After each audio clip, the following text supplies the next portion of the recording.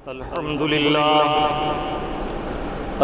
لله الحنان المنان، والصلاة والسلام على حبيبه الرحمن محمد المصطفى صاحب القرآن، وعلى آله وأصحابه الذين فازوا بالأجر والجنان.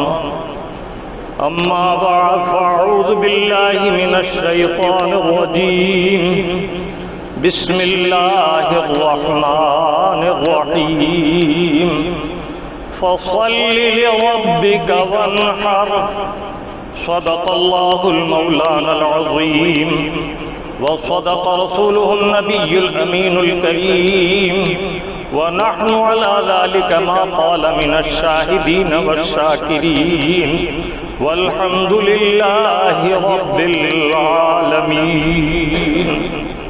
سب سے پہلے انتہائی عقیدت و محبت کے ساتھ آقائے نامدار مدنی تاجدار سرکار مدینہ سرور قلب و سینہ رحمت للعالمین مراد المشتاقین احمد مجتبی روحی فدا محمد مصطفیٰ صلی اللہ تعالی علیہ وسلم کی بارگاہ بے کس پناہ میں درود پاک کی نظر محبت پیش کیجیے. اللہم صل علی سیدنا و شفیعنا و نبینا و مولانا محمد کما تحب و ترضا، بأن تصلی علیک صلاة و سلام علیک یا سیدی یا رسول اللہ، وعلی آلک و اصحابک یا حبیب اللہ. آج کا روز سعید عید الاضحی کا مبارک دن ہے. یہ مبارک دن حضرت سیدنا ابراہیم علی نبینا علیہ الصلاۃ والتسلیم کی ایک عظیم الشان یادگار ہے، اور ان کے جذبہ ایثار اور جذبہ عبدیت اور فداکارانہ جذبے کی یادگار اللہ تعالی عز و جل نے قائم فرماتے ہوئے ہم تمام مسلمانان اہل سنت پر یہ فضل خاص فرمایا کہ اس مبارک دن کو ہمارے لیے یوم عید مقرر فرمایا. معلوم ہوا کہ بزرگان دین کی یادگاریں قائم کرنا اور اسے سرور کا دن، خوشی کا دن بنانا، یہ قرآن و سنت سے ثابت ہے اور اللہ تعالی رب العزت کی بارگاہ میں ایک محبوب اور پسندیدہ عمل ہے. خطبہ مسنونہ کے بعد جو آیت بینہ میں نے تلاوت کرنے کا شرف حاصل کیا، اس آیت مبارکہ میں اللہ رب العزت ارشاد فرما رہا ہے فَصَلِّ لِرَبِّكَ وَانْحَرْ. اے محبوب پاک، آپ اپنے رب کے لیے نماز ادا کیجئے اور قربانی کیجئے. عید الاضحی کے دن عید الفطر کی طرح 2 رکعت نماز واجب عید الاضحیٰ ادا کرنے کا حکم ہے. قربانی ہر صاحب نصاب پر، چاہے وہ مرد ہو یا عورت، مقیم ہونا شرط ہے.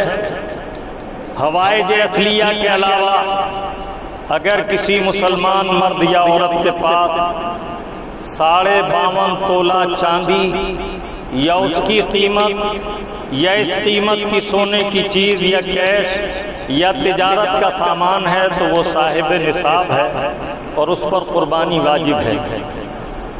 آج کے نرخ کے اعتبار سے جو بازار کا بھاؤ ہے، اگر کسی شخص کے پاس 37,500 روپے نقد ہیں یا 37,500 روپے کا سونا یا چاندی یا زیور یا برتن یا بسکٹ کی شکل میں جس طرح بھی ہو، یا اس کے پاس اتنا سامان تجارت جو 37,500 کی قیمت کو پہنچتا ہو اگر ہے تو وہ صاحب نصاب ہے.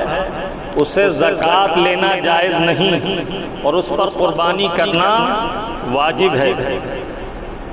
اللہ تبارک و تعالی ہمیں اور آپ کو قربانی کرنے کی توفیق عطا فرمائے۔ اس دور میں اس عمل سے بہت زیادہ غفلت ہے، اور بعض اپنے آپ کو دانشور کہلانے والے احمق یہ کہتے نظر آتے ہیں کہ اتنے گوشت کا کیا ہوگا، خون بہانے سے کیا فائدہ، یہ کسی رفاعی فنڈ میں دے دیا جائے، یہ کسی غریب کی مدد، کسی بیوہ کی مدد، یا کسی کمزور حال بچی کی شادی پر خرچ کر دیا جائے۔ تو ایسے لوگ دین میں عقل کی پچر لگاتے ہیں۔ اللہ کے محبوب صلی اللہ تعالی علیہ وسلم کو اللہ تعالیٰ نے دین حق کے ساتھ بھیجا، اور قیامت تک آنے والے سوالات اور اعتراضات کے جوابات اللہ کے حبیب صلی اللہ علیہ وسلم نے پہلے ہی بیان فرما دیے۔ آقا نعمت نبی رحمت صلی اللہ تعالی علیہ وسلم فرماتے ہیں ما عمل ابن آدم، کوئی بھی بنی آدم کا عمل احب الی اللہ من احراق الدم فی یوم النحر، قیامت کے دن اللہ کی بارگاہ میں قربانی کرنے سے زیادہ کوئی عمل اللہ کو محبوب نہیں۔ اگر کوئی شخص کنٹلوں کے حساب سے سونا خیرات کرے اور اللہ رب العزت کا حکم قربانی کرنے کا ہے، تو قربانی کرنے سے ہی اللہ تعالیٰ کی رضا اور خوشنودی حاصل ہوگی، اور وہ سونا خرچ کرنا اس مبارک عمل کا بدل نہیں ہو سکتا۔ اللہ کے حبیب نے صاف الفاظ میں فرما دیا کہ قربانی کے دن بنی آدم کا کوئی عمل قربانی سے بڑھ کر اللہ کی بارگاہ میں محبوب نہیں۔ اسے ایک مثال سے سمجھیے، بینامہ کرانے کے لیے، رجسٹری کے لیے اسٹامپ خریدنا ہوتا ہے۔ یہ ایک حکومت کا چھپا ہوا کاغذ ہے جس پر دستاویز لکھا جاتا ہے، یہ معتبر ہے۔ اس کے ذریعے اگر کوئی شخص آپ کے ساتھ بددیانتی کرے تو آپ عدالت میں چارہ جوئی کر سکتے ہیں اور وہ عدلیہ میں قبول کیا جائے گا۔ لیکن اگر کوئی صاحب یہ کہیں کہ ہم 500 کے نوٹ کو جوڑ کر یہ دستاویز اس پر لکھوا کے رکھ لیتے ہیں، اتنا پیسہ خرچ کرنے کی کیا ضرورت، حکومت کو اتنا پیسہ دینے کی کیا حاجت، پیسے بھی ہمارے پاس رہیں گے اور وہ دستاویز اس کاغذ پر لکھوا لی جائے گی۔ تو ایک دانشور قانون داں اسے یہ جواب دے گا کہ بھائی وہ تم بھلے ہی نوٹوں پر دستاویز لکھوا لو، وہ کبھی بھی قابل قبول نہ ہوگا اور نہ تمہارے لیے معاون و مددگار، اس لیے کہ حکومت نے جو قانون بنایا ہے اس کے مطابق آپ کو اسٹامپ خرید کر اس پر دستاویز لکھوانا ہوگا، تبھی وہ آپ کی رجسٹری معتبر ہوگی، اسی وقت حکومت آپ کی معاونت کرے گی اور مددگار ہوگی۔ اور اگر آپ نے نوٹوں پر لکھوا کر اپنے پاس رکھ لی وہ دستاویز تو ہرگز کام نہ آئے گی۔ بلا تشبیہ سمجھیے کہ اللہ رب العزت نے اپنے محبوب نبی حضرت ابراہیم علیہ السلام کی یادگار کو قائم رکھنے کے لیے ہم پر قربانی کا وجوب فرمایا، اور اس وجوب کے ادا کی صورت صرف یہ ہے کہ ہم جذبہ ایثار اور عبدیت سے سرشار ہو کر اپنے مولا کی بارگاہ میں اپنے مال کی نذر اس طرح پیش کریں کہ جو اللہ تعالیٰ عز و جل نے حکم فرمایا۔ وَلِكُلِّ أُمَّةٍ جَعَلْنَا مَنسَكًا، اللہ رب العزت فرماتا ہے یہ قربانی ایسا محبوب عمل ہے کہ ہم نے ہر امت پر اس کا وجوب رکھا۔ لِيَذْكُرُوا اسْمَ اللَّهِ عَلَىٰ مَا رَزَقَكُم مِّن بَهِيمَةِ الْأَنْعَامِ، تاکہ تم اللہ تعالیٰ نے جو تمہیں جانوروں میں رزق دیا ہے اس پر اللہ کے نام کی تسبیح بلند کرو اور کہو بسم اللہ اللہ اکبر، اللہ کا نام پکارو۔ معلوم ہوا کہ قربانی ایسا محبوب عمل ہے کہ اللہ تعالیٰ نے پہلی امتوں پر بھی اسے قائم رکھا، اور اللہ کے حبیب کی امت کو بھی حکم ہوا فَصَلِّ لِرَبِّكَ وَانْحَرْ، یوم الاضحی کے دن، عید الاضحیٰ کے لیے 2 رکعت نماز واجب ادا کرو اور قربانی کرو۔ ہمارے بعض احباب قربانی میں یہ غفلت کرتے ہیں کہ کبھی اپنے نام سے، کبھی دادا کے نام سے، کبھی ابا کے نام سے، تو انہیں جاننا چاہیے کہ جو شخص صاحب نصاب ہے اس پر قربانی واجب ہے۔ اگر ان کے والد پر قربانی واجب نہیں تو وہ والد کے نام سے قربانی کر کے اپنے وجود سے سبکدوش نہیں ہو سکتے، وہ بدستور گناہگار رہیں گے۔ ہاں اگر وسعت ہو تو والد کے نام سے بھی قربانی نفلی کی جا سکتی ہے، ان کو ثواب پہنچانے کی غرض سے بعد انتقال بھی کی جا سکتی ہے، لیکن یہ جب ہے جب آپ اپنا وجوب ادا کریں۔ اسی طرح بعض لوگ اپنے بچوں کے نام سے یا بیوی کے نام سے کرتے ہیں۔ یاد رکھیے کہ یہ قربانی ہر صاحب نصاب آزاد عاقل بالغ مرد پر اور عورت پر واجب ہے، اور یہ جب ہی ادا ہوگی جب ہم خوش دلی کے ساتھ اس قربانی کو انجام دیں۔ اللہ کے پیارے حبیب صلی اللہ تعالی علیہ وسلم نے ارشاد فرمایا، ان الدم لا یقع عند اللہ بمکان قبل ان یقع علی الارض فطیبوا بها نفسا۔ قربانی وہ مبارک عمل ہے کہ قربانی کے جانور کا خون زمین پر گرنے سے پہلے بارگاہ الہی میں تقرب اور قبولیت کی منزل حاصل کر لیتا ہے۔ جان لیجئے بارگاہ حق کے آئین و اصول، جان لیجئے بارگاہ حق کے آئین و اصول، دل کے ٹکڑوں کی یہاں پر نظر ہوتی ہے قبول۔ اللہ تعالیٰ رب العزت نے اپنے پیارے نبی حضرت ابراہیم خلیل اللہ علیہ السلام کو قربانی کا حکم فرمایا۔ 7 ذی الحجہ کو دن گزار کر 8ویں شب میں آپ نے خواب دیکھا کہ کوئی کہنے والا کہہ رہا ہے کہ ابراہیم اللہ کی رضا کے لیے قربانی کیجیے۔ آپ نے صبح اٹھ کر 100 اونٹ قربان کیے۔ دوسرے روز پھر آپ نے یہی خواب دیکھا، اور یہ شب نویں ذی الحجہ کی تھی۔ آپ جب نویں ذی الحجہ کی صبح ہوئی اٹھے تو آپ نے 200 اونٹ اللہ کی بارگاہ میں قربان کیے۔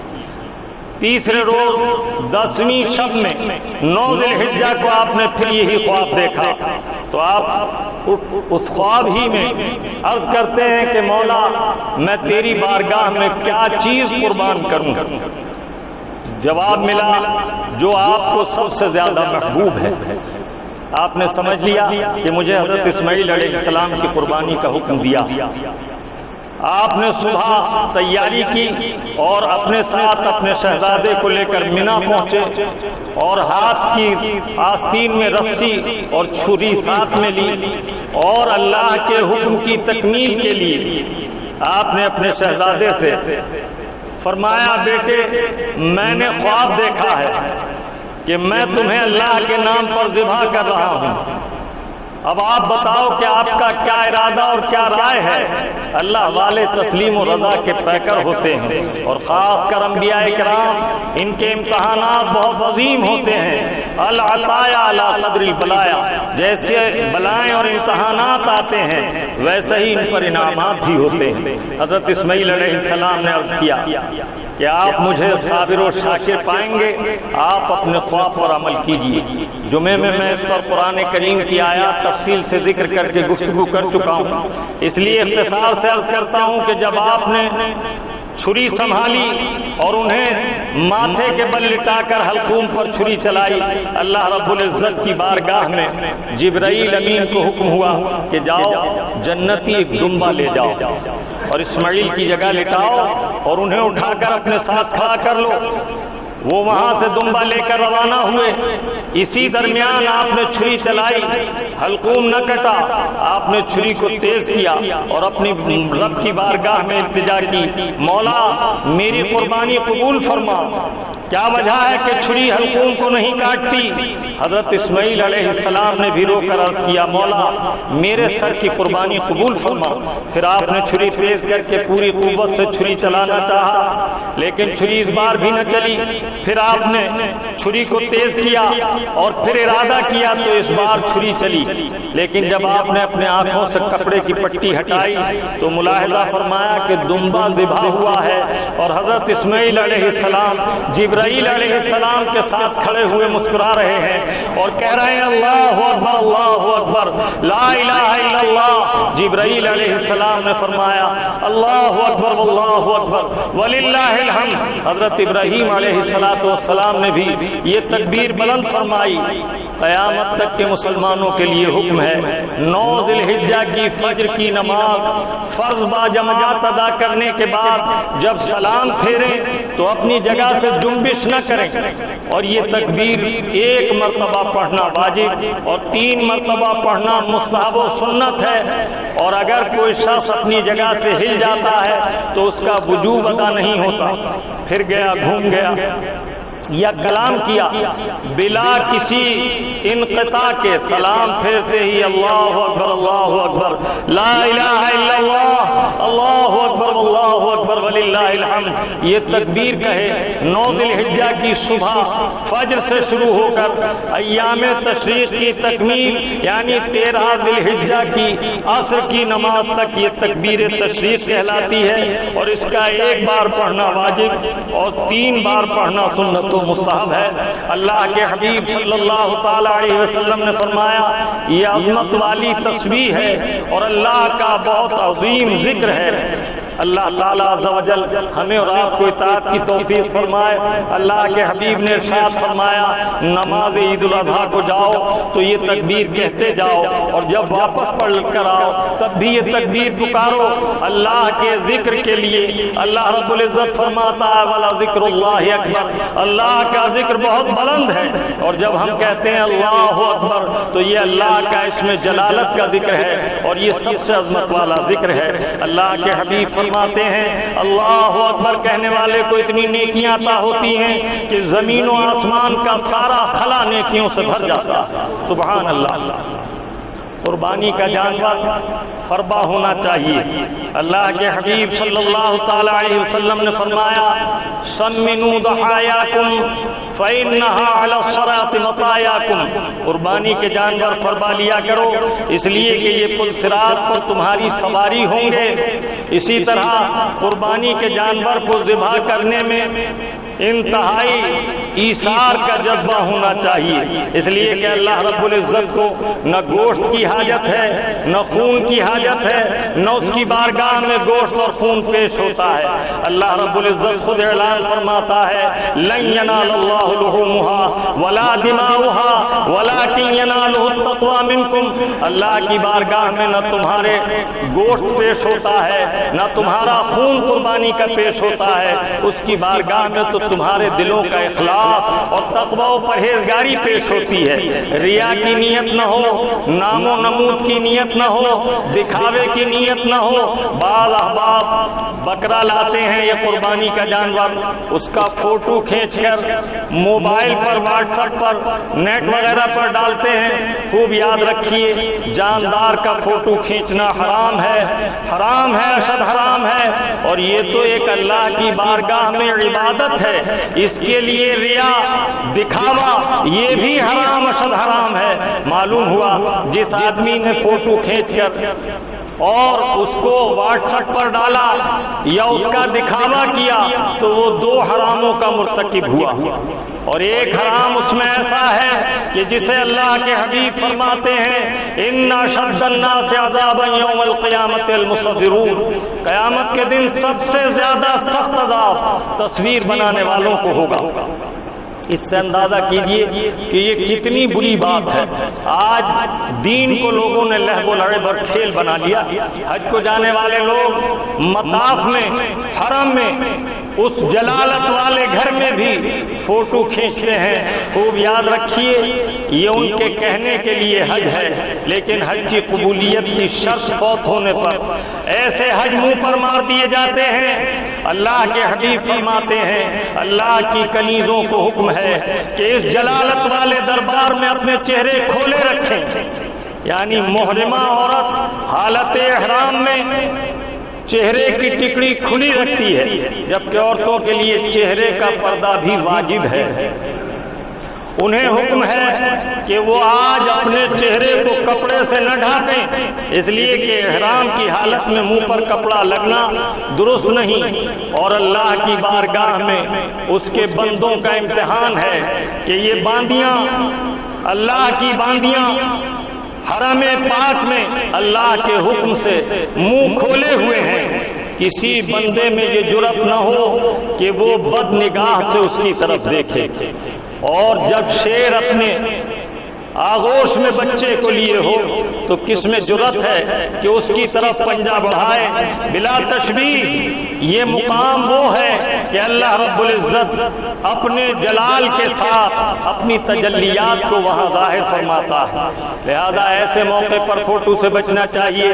اور بعض لوگ تو یہاں تک جرأت کرتے ہیں کہ ذبح کے فوٹو، گوشت کے فوٹو ڈالتے ہیں۔ اللہ تعالیٰ کو اخلاص چاہیے، لن تنالوا البر حتى تنفقوا مما تحبون۔ اللہ کی بارگاہ میں تو اخلاص کے ساتھ قربانی پیش کرنا مقبول ہے۔ دکھاوا، ریا، سما اور خلاف شرع طریقوں پر کی جانے والی قربانی اللہ کی رضا جوئی کا باعث نہیں ہو سکتا۔ اللہ کے حبیب فرماتے ہیں انہ لیاتی یوم القیامت بقرونها واشعارها واظلافها، قیامت کے دن یہ جانور اللہ کی بارگاہ میں اس طرح پیش ہوں گے کہ سینگ والے کے سینگ ہوں گے، بال والے کے بال ہوں گے، اور یہ اپنے کھروں کے ساتھ، اپنے ظاہری جسم کے ساتھ اس کی بارگاہ میں پیش کیے جائیں گے۔ تو اب ہمیں دیکھنا چاہیے کہ ہمارا کس درجہ قلبی اخلاص اس عمل میں شامل ہے۔ ہم اگر گوشت کھانے کی نیت سے قربانی کریں تو وہ قربانی مقبول نہیں۔ صاف فقہی مسئلہ سن لیجئے، آپ کے قربانی کے جانور میں 7 حصے بڑے جانور میں ہوتے ہیں۔ ایک آدمی نے ایک حصہ اس میں لیا، اب اس نے کہا میرے اوپر قربانی تو واجب نہ تھی، بچوں کی وجہ سے میں نے ایک حصہ لے لیا تاکہ سب کو ہمیں کھانے کے لیے گوشت مل جائے۔ تو اب اس کی نیت گوشت کھانے کی تھی، اس لیے یہ قربانی مقبول نہ ہوئی، اور ایسی فاسد نیت والے کے ساتھ جو حصے ہوئے ان کی بھی قربانی خراب ہو گئی۔ اور اس سے بھی بڑھ کر احتیاط کی بات یہ ہے کہ بد مذہب، وہابی، دیوبندی، قادیانی، شیعہ، اہل حدیث، جتنے باطل فرقے ہیں جن کے عقائد میں ضروریات دین کا انکار ظاہر ہے، وہ مرتد دین ہیں۔ فقہاء کرام نے صراحتاً ارشاد فرمایا یخرجون من الدین احکامہم احکام المرتدین، وہ دین سے نکل گئے، ان کے ساتھ مرتدین کے احکام اپنائیے۔ تو اگر کوئی شخص کسی بد مذہب کو اپنی قربانی میں شریک کرتا ہے تو سنی کی قربانی میں 7 حصوں میں اگر ایک بد مذہب شریک ہو گیا جس کے عقائد باطل و فاسد ہیں تو سارے لوگوں کی قربانی اکارت ہو گئی۔ پہلے یہ دیکھو کہ شریک کار کسے بنا رہے ہو۔ اسی طرح ذبیحے میں حکم یہ ہے کہ مومن کا ذبیحہ حلال ہے اور مرتد بے دین کا ذبیحہ مردار مثل کتے کے حرام۔ تو اپنی قربانی رب کی بارگاہ میں مقبولیت کے لیے صحیح العقیدہ مسلمان اہل سنت سے ذبح کراؤ۔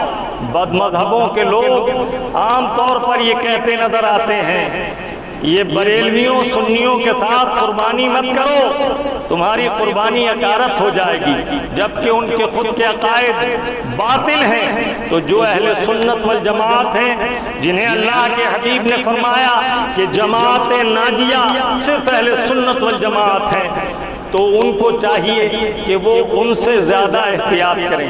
اللہ تعالیٰ عمل کی توفیق عطا فرمائے۔ بعض بے وقوف لوگ جو بظاہر پڑھے لکھے ہیں یہ کہتے ہوئے سنے جاتے ہیں یہ سنی وہابی دیوبندی کا جھگڑا بیکار محض ہے۔ میں بار بار کہتا چلا آیا ہوں تقریباً 30 سال سے یہاں کہ جسے کتابیں دیکھنی ہوں میرے پاس موجود ہیں، اور میں ان کی اصل عبارتیں آپ کو دکھانے کے لیے ہر وقت تیار ہوں۔ انہوں نے اپنی کتابوں میں کھلا کھلا کفر لکھا، ضروریات دین کا انکار لکھا، تو وہ دین سے نکل گئے۔ اور اللہ کے حبیب نے ایسے لوگوں کے بارے میں فرمایا یخرجون من الدین کما یمرق السهم من الرمیہ، وہ دین سے ایسے نکل گئے جیسے تیر شکار سے نکل جاتا ہے۔ ثم لا یعودون ثم لا یعودون، اس کے بعد وہ پلٹ کر نہ آئیں گے۔ میری گزارش ہے کہ کوئی صاحب اپنی قربانی کے مناظر یا قربانی کا جانور ہرگز فوٹو کھینچ کر نمائش کے لیے واٹس ایپ پر نہ ڈالیں، اور اس میں ہمارا دینی نقصان ہے، یہ ریا ہے۔ فوٹو کھینچنا حرام ہے۔ اللہ کو راضی کرنے کے لیے کمال اخلاص اور دلی جذبہ اظہار عبدیت کے ساتھ اللہ کی بارگاہ میں قربانی پیش کیجیے۔ حق یہ ہے، اے مسلمان سن، یہ نقطہ درس قرآنی میں ہے، عزت اسلام و مسلم صرف قربانی میں ہے، زندگی جاوداں مومن کی قربانی میں ہے، زندگی جاوداں مومن کی قربانی میں ہے، زندگی و بقا تلوار کے پانی میں ہے۔ اللہ کے حبیب صلی اللہ تعالی علیہ وسلم نے قربانی کو انتہائی اخلاص اور ایثار کے ساتھ کرنے کا حکم فرمایا۔ ہم ان کے غلام ہیں، ہمیں چاہیے کہ اپنے آقا کے ہر حکم کی اطاعت کریں۔ اللہ کے حبیب سے معلوم کیا گیا، اے اللہ کے حبیب قربانی میں ہمارے لیے کیا ہے اور یہ قربانی کیا ہے؟ ما هذه الاضاحی یا رسول اللہ؟ قال سنت ابیکم ابراہیم، فرمایا یہ حضرت ابراہیم علیہ السلام کی سنت ہے، ان کی یادگار ہے۔ عرض کیا وما فیہا یا رسول اللہ، اور اس میں کیا ہمیں اجر ملے گا؟